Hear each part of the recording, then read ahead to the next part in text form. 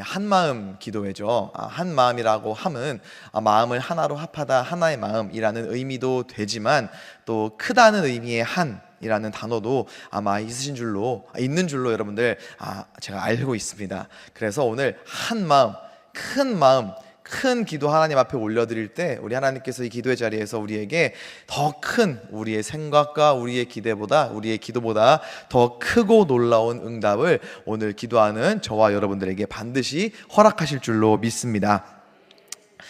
저는 7살 딸과 4살 아들을 키우고 있습니다. 참 행복합니다.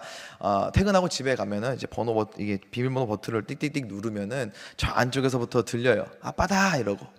물론 그 소리가 아빠다 소리가 저에게는 이제 육아 출근이다. 애비야 어서 와라. 다시 시작이다. 힘내라. 우리가 잘 때까지 힘을 내야 한다. 이러한 의미로 들리기도 하는데요. 아이들이 달려 나올 때마다 참 감사합니다. 얼마나 행복한지 몰라요. 근데 여기 계신 우리 어머님들도 할머님들 또 우리 아버님들 잘 아시겠지만 육아라는 게 참 쉽지 않습니다. 특히 이제 4살 된 아들이 자아가 생기면서요. 한 살 하루하루 한 달 이게 시간이 흐르고 나이가 들면서 이 친구 고집이 얼마나 강해지는지 몰라요. 저는 참 교만이지만 제 스스로를 볼 때는 몰랐는데 딸을 볼 때까지만 해도 몰랐는데 죄송합니다. 아들을 볼 때마다 이 죄된 본성이 얼마나 흉악한지를 육아의 현장에서 매번 느끼고 있습니다. 특히 이제 씻어야 될 때 여름이잖아요. 매일 씻겨야 되는데 이제 씻자 그러면은 저는 그런 말을 가르친 적이 없는데 씻자 그러면 싫어 이러면서 얼마나 얄밉고 표독스럽게 싫어를 외치는지 제가 몇 번 이렇게 이 꿀밤을 몇 번을 이렇게 올라갔다가 이제 애기 엄마 안 볼 때 딱 이렇게 한 대씩 쥐어받고 막 울면은 왜 울어 그러면 몰라 갑자기 우네 이러면서 얼른 씻자 이렇게 저도 그런 죄된 본성을 가지고 있기는 하더라고요.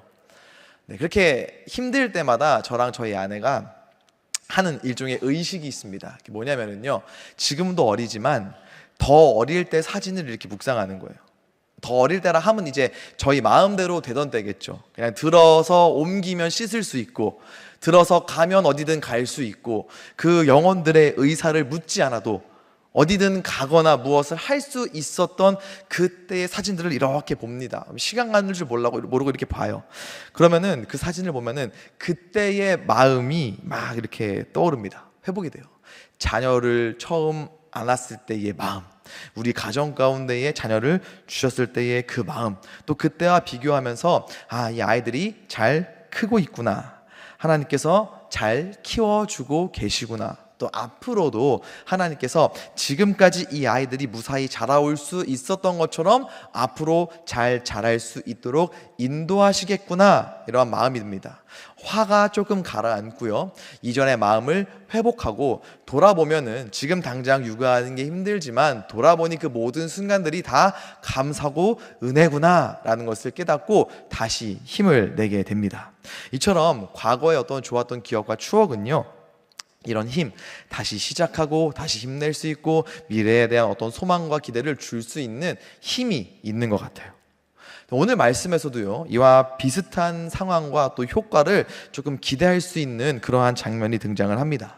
오늘 본문이 포함되어 있는 여호수아 24장 전체는 여호수아의 이 고별 설교입니다. 이스라엘 백성들이 이 가나안 땅에 정착한 후에 여호수아가 그들에게 마지막으로 하는 권면의 말씀이에요. 권면하는 장면을 담고 있습니다. 오늘 함께 읽으신 여호수아 24장 15절 말씀을 보면은요, 만일 여호와를 섬기는 것이 너희에게 좋지 않게 보이거든 너희 조상들이 강 저쪽에서 섬기던 신들이든지 또는 너희가 거주하는 땅에 있는 아모리 족속의 신들이든지 너희가 섬길 자를 오늘 택하라, 이렇게 이야기를 합니다. 분명히 여호수아의 고별 설교이고 여호수아가 어떠한 인물인지는 우리가 충분히 알고 있습니다. 그런데 이 말씀을 보면은 마치 여호수아가 이스라엘 백성들에게 어떠한 선택권을 주는 것 같아요. 실제로 쉬운 성경으로 이 부분을 보면은 여호수아가 이스라엘 백성들에게 여러분 스스로 선택하시오, 이렇게 이야기하는 것으로 성경이 기록을 하고 있습니다. 분명히 앞선 14절에서는요 여호와만 섬기라고 이야기를 했으면서 이어지는 15절에서는 바로 여호와를 섬기는 것이 좋지 않거든, 여호와를 섬기는 것이 좋지 않아 보이거든 다른 신을 섬겨라. 너희의 조상들이 강 저쪽에서, 그러니까 가나안 땅에 들어오기 이전에 섬겼던 우상을 섬기든지, 아니면 너희가 차지한 땅에 원래 살던 그 원주민들이 섬기던 우상을 섬기든지 너희가 알아서 해라. 마치 이러한 뉘앙스로 이야기하는 것처럼 보여요. 조금 의아할 수 있습니다. 우리는 성경을 통해서 이스라엘의 역사, 이스라엘 백성들의 역사가 어떠한지를 너무나도 잘 알고 있습니다. 출애굽부터 해서 하나님께서 모세를 통하여서 어떠한 표적과 기사를 보여주셨죠. 놀라운 하나님의 일하심과 하나님의 능력을 이스라엘 백성들은 눈으로 볼 수 있었던 사람들입니다. 그럼에도 그들은 하나님을 거부했죠. 모세를 거부했습니다. 그가 율법을 전하는 선지자였음에도 그를 거부하였고 하나님의 말씀을 거부하였고요. 그뿐만이 아닙니다. 출애굽하는 과정에서 하나님의 그 놀라운 어마어마한 일하심을 보고도 이들은 우상을 만들었습니다. 우상 앞에 절했습니다. 자, 이런 이스라엘의 역사를 여호수아가 절대로 모를 리가 없습니다. 그렇다면은 이 이스라엘의 역사를 안다면은 여호수아는 이 이스라엘 백성들에게 선택하라, 여호와 하나님을 경외하는 것이 좋지 않아 보이거든 다른 신을 섬겨도 된다라는 그런 어떠한 분위기로 이야기를 해서는 안 됐습니다. 왜요? 이스라엘의 역사를 보면은 이들은 전력이 있는 사람들이니까요. 하나님이 아니라 다른 우상을 섬겼던, 우상을 택했던 전과가 있는 사람들이기 때문에 확률적으로 이들에게 선택해라, 하나님이 아닌 다른 것들이 더 좋아 보이거든 그것들을 택해라 라고 이야기하는 것은 확률적으로 이 이스라엘 백성들이 다른 우상을 선택하기 더 높은 확률이기 때문이니까요. 자칫 잘못하면은 이 고별 설교가 이 이스라엘 백성들에게는 다른 우상을 섬겨도 된다라는 여지를 주는 말이 될 수도 있기 때문입니다. 물론 여호수아가 이 이스라엘 백성들의 어떤 신앙에 관심이 없어서, 그래서 그들에게 종교의 자유를 주기 위해서 이와 같이 이야기한 것은 아니었습니다. 15절 말씀을 이어서 보면은 여호수아는 분명한 어조로 오직 나와 내 집은 여호와를 섬기겠노라, 오직 나와 내 집은 여호와만을 섬기겠노라라고 분명히 선포합니다. 즉 여호수아는요, 너희 마음대로 해라, 너희가 어떻게 하든지 상관없이 나는 여호와 하나님만을, 우리 집은 여호와 하나님만을 섬기겠다, 이것이 아니라 이스라엘로 하여금 결단과 결정을 촉구하고 있는 거예요. 여호와 하나님만을 선택할 것을 이야기하고 있는 겁니다. 자, 이어지는 말씀은요, 이러한 여호수아의 어떠한 결과에 대한, 선택에 대한 촉구에 대한 이 이스라엘 백성들의 응답이라고 할 수가 있는데요. 자, 여호수아서 24장 16절 말씀을 우리 한번 다 같이 읽어보면 좋겠습니다. 시작.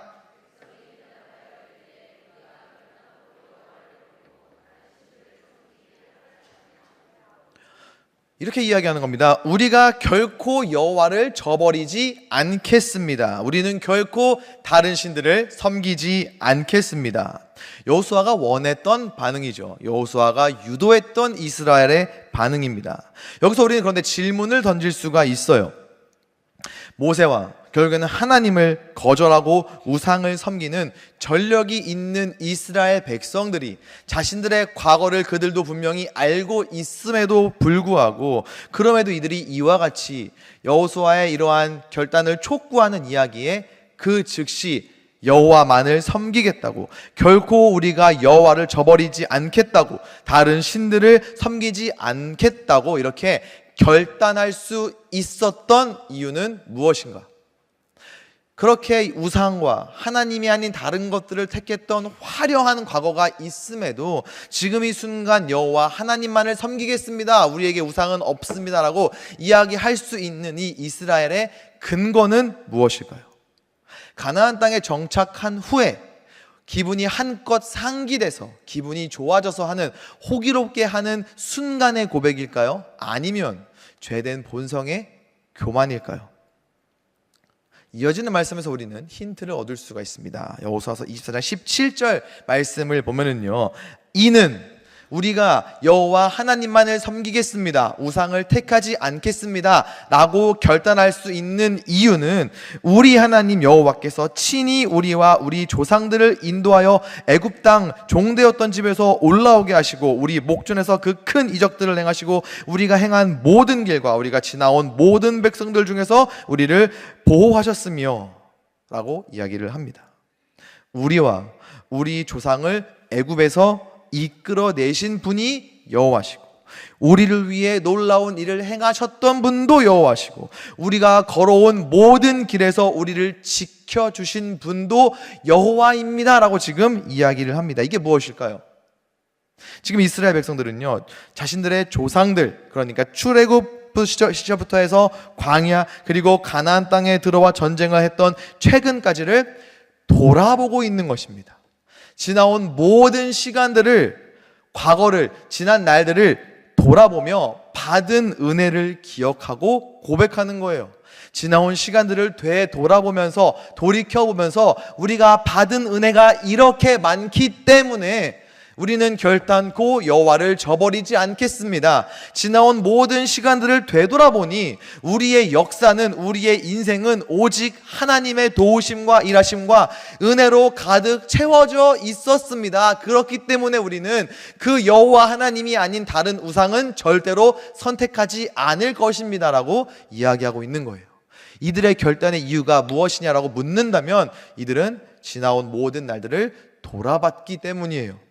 돌아봄으로 말미암아 은혜를 발견할 수 있었기 때문입니다. 돌아보는 은혜가 이들에게도 있었기 때문이지요.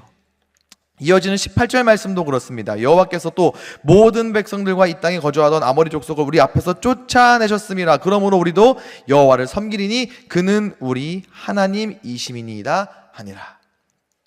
우리가 이 땅에 사는 사람들을 물리쳐 이기도록 도와주신 분, 이곳에 살던 아모리 사람들을 물리쳐 이기도록 해주신 분이 바로 다른 사람의 하나님이 아닌 우리의 하나님입니다 라고 최근까지의 일들을 돌아보면서 하나님의 일하심을 한 번 더 기억하고 한 번 더 고백하는 것으로, 돌아보는 것으로 말미암아 하나님의 하나님 되심을 이야기할 수 있고, 그로 말미암아 하나님을 택하고 있다는 것을 우리는 이 말씀을 통해서 지금 보고 있습니다.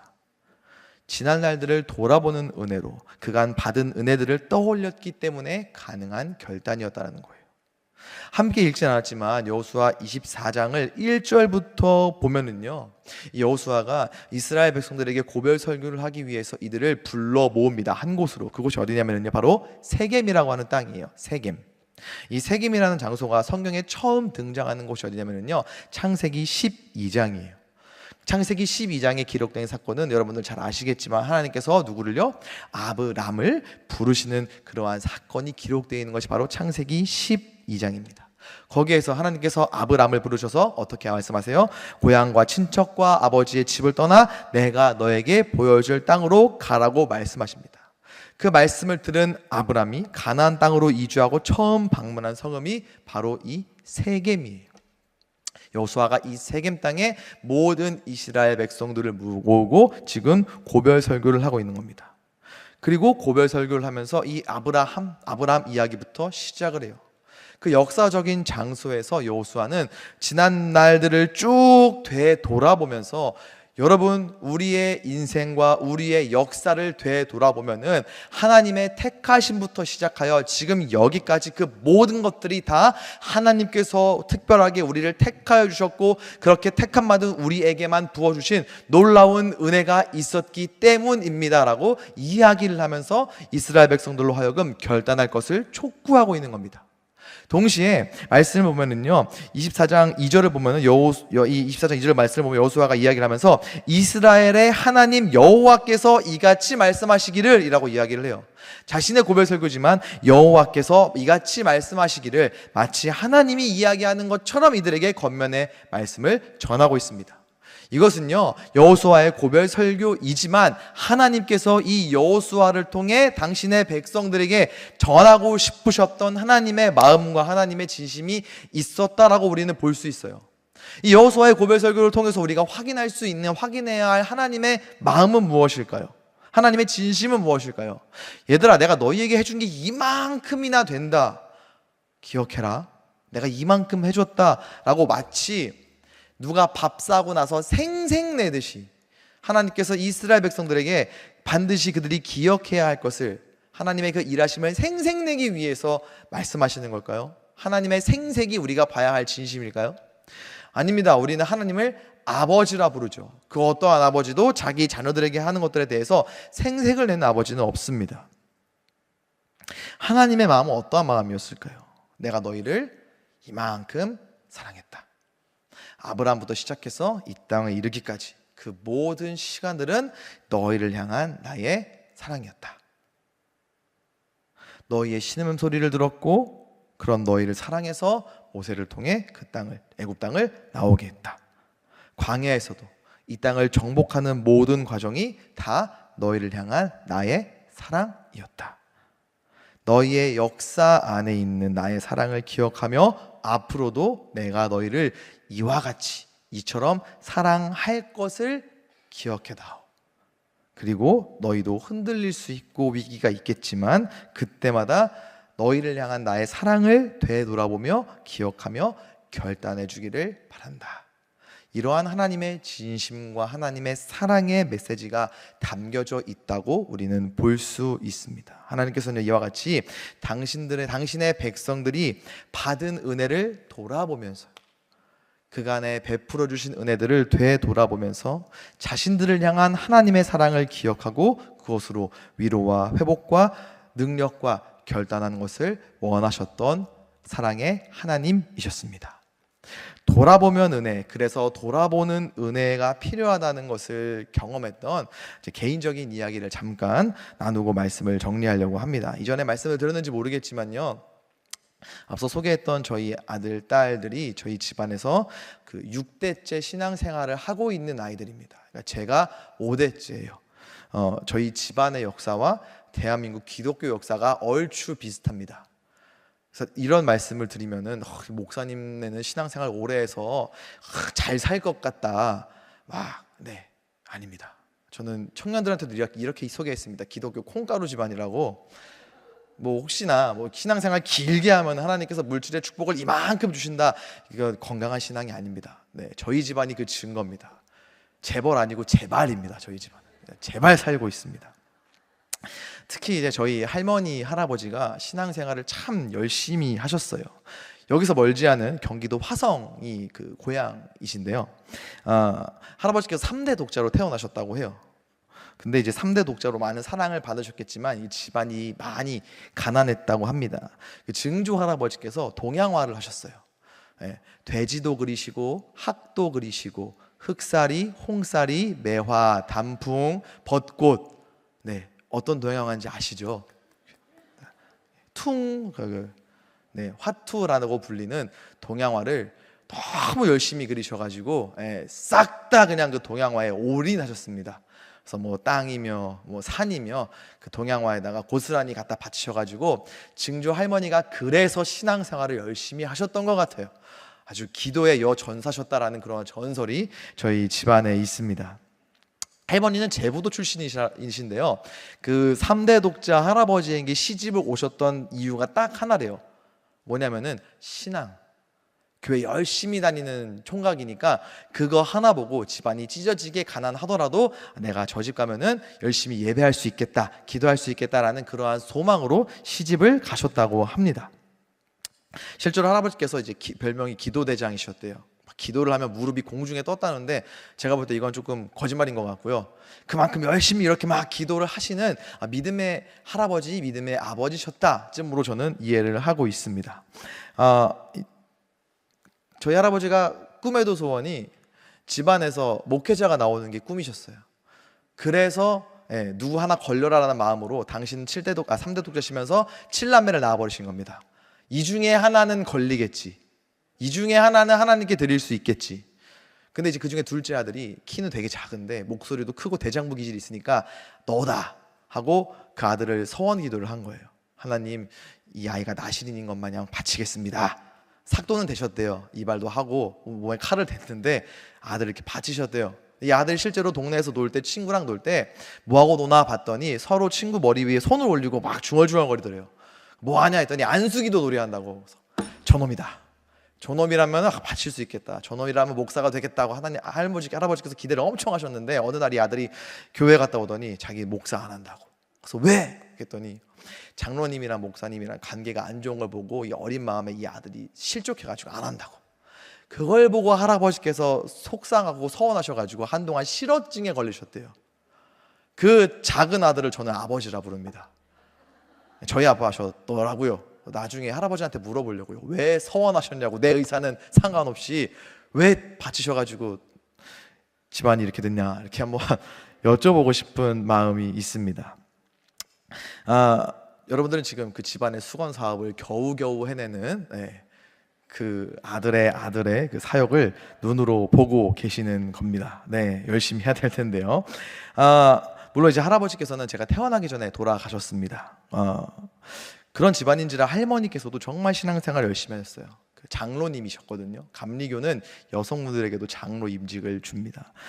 장로님이세요. 그 할머니의 소원도, 자식 중에도 꿈의 소원이 목회자 나오는 게 소원이셨습니다.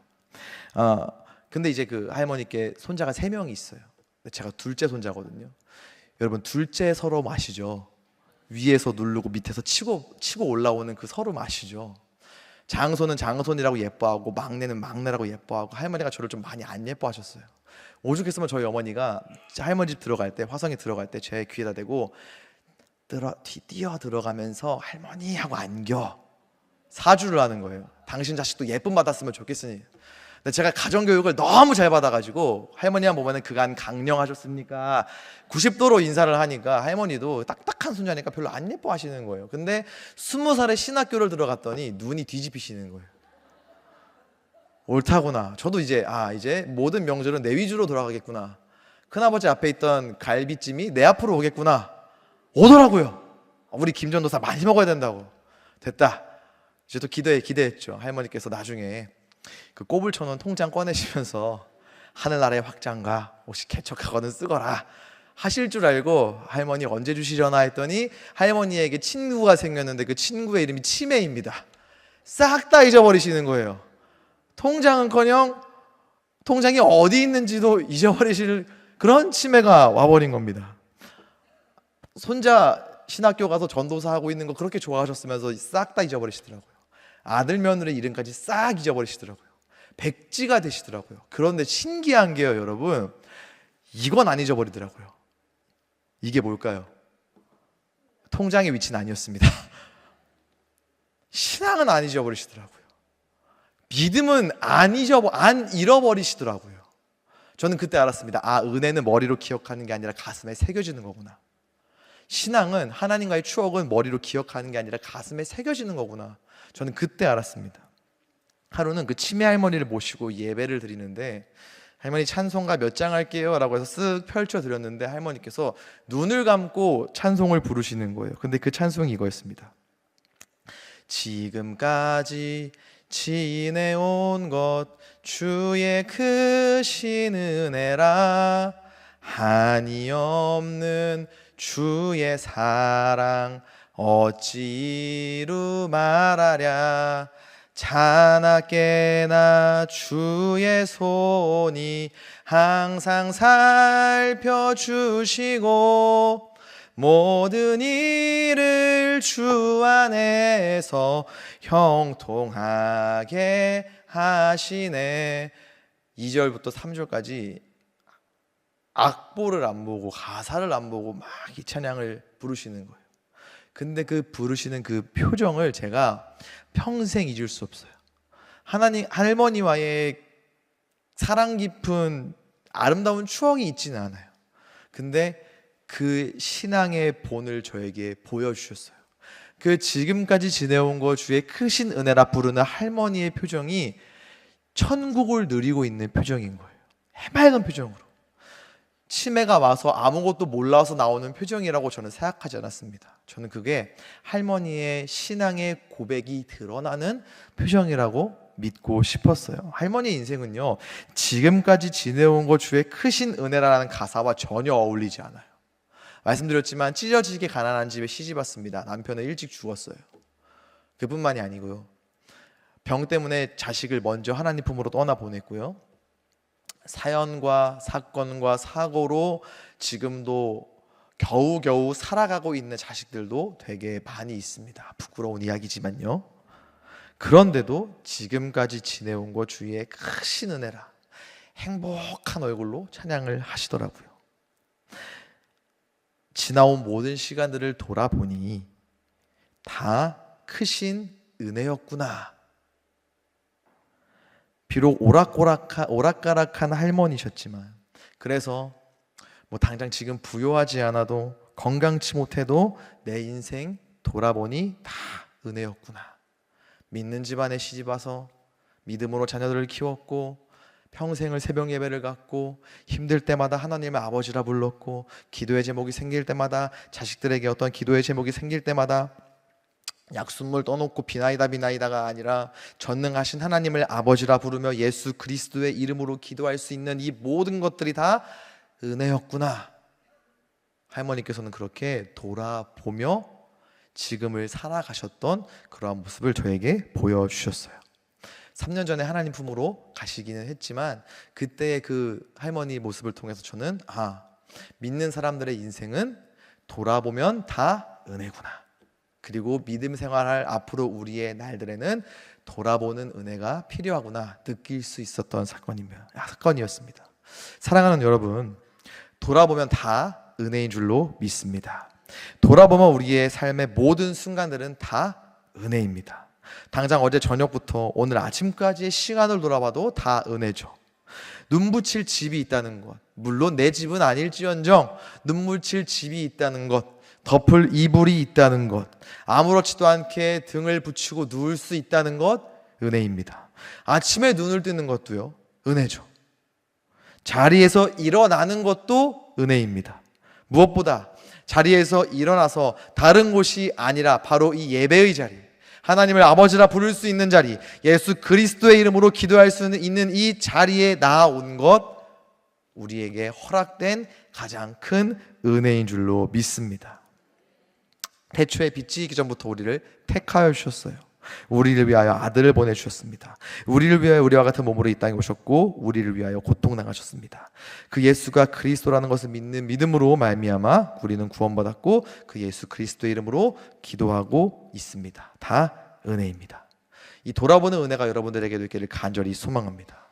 특별히 힘든 시련과 고난의 순간에 이 돌아보는 은혜를 기억하는 여러분들이 되었으면 좋겠습니다.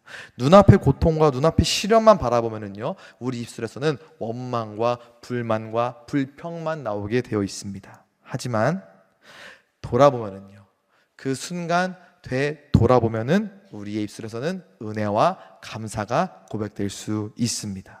지금 당장은 이해할 수 없지만 그럼에도 돌아보면 그 순간에도, 이해할 수 없는 그 순간에도 함께 하시는, 일하시는 주님을 우리가 볼 수 있기 때문입니다. 돌아보면 모든 것이 은혜라는 것을 깨닫고 일평생 돌아보는 은혜로 살아가는 여러분들의 복된 삶, 그렇게 하나님께서 가득가득 채워주시는, 인생에 채워주시는 그 은혜를 누리며 기억하며 만끽하는 삶, 우리 더사랑의 교회 모든 성도님들의 삶이 될 수 있기를 우리 주 예수 그리스도의 이름으로 간절히 축원합니다.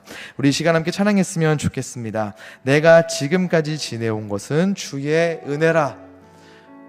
여러분, 우리가 이 자리에 앉아있기까지의 그 모든 시간들이 다 하나님의 은혜입니다.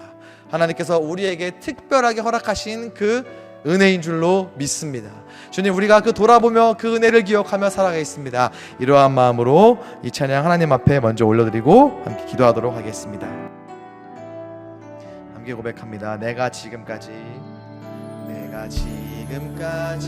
지내온 것은 주의 은혜라, 주의 은혜라. 지금까지 지내온, 우리 한 번 더 고백해 볼까요? 내가 지금까지 지내온 것은, 내가 지금까지 지내온 것은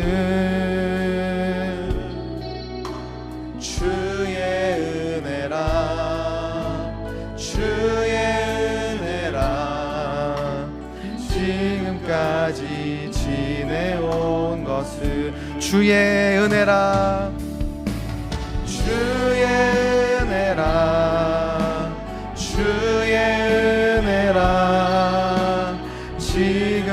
지금까지 지내온 것은 주의 은혜입니다. 주의 은혜라, 주의 은혜라, 지금까지 지내온. 우리 2절로 한번 고백해 볼까요? 내가 하나님의 자녀된 것은, 내가 하나님의 자녀된, 다 하나님의 우리에게 허락하신 은혜입니다. 주의 은혜라, 주의 은혜라, 하나님의 자녀된. 우리 3절 한번 고백해 볼까요? 내가 이 자리에 서인, 이 또한 주님의 은혜입니다. 주의 은혜라, 주의 은혜라, 이 자리에 서 있는 것은 주의 은혜입니다. 주의 은혜라, 주의 은혜라, 지금까지. 아멘. 주의 은혜입니다. 주의 은혜라, 이 자리에 서 있는 것은, 이 자리에 서 있는. 아니, 마지막으로 고백합니다. 주의 은혜라, 주의 은혜라, 주의, 지금까지 지내온 것은 주의 은혜입니다. 지금까지 지내온 것은 주의 은혜입니다. 주의 은혜라, 주의 은혜라, 지금까지 지내온 것은. 우리 이 시간 함께 기도의 제목을 주님 앞에 올려드리며 함께 기도하도록 하겠습니다. 함께 읽겠습니다. 믿음과 세상 사이에서 저울질하지 않고 나를 위해 피 흘리신 예수님을 기억하며 결단하게 하소서. 아멘. 지금의 어려움만을 바라보며 원망하는 것이 아니라 돌아보는 은혜를 허락하사 받은 은혜들로 다시 감사와 기쁨을 회복하게 하소서. 아멘. 돌아보면 모든 것이 은혜이고 감사라는 것을 기억하며 남은 인생의 날들도 온전히 주님만 바라보며 충성하고 순종하게 하소서. 아멘. 주님, 우리의 기도의 제목이고 결단입니다. 힘들고 어려울 때마다 허락하신 은혜들을 돌아보고 되돌아보며 온전히 주님 앞에 나아가는 복된 인생 되게 하여 주시옵소서. 간절한 마음으로 우리 함께 기도하며 나아가겠습니다. 기도하시겠습니다. 거룩하신 아버지 하나님, 감사합니다. 오늘 함께 주의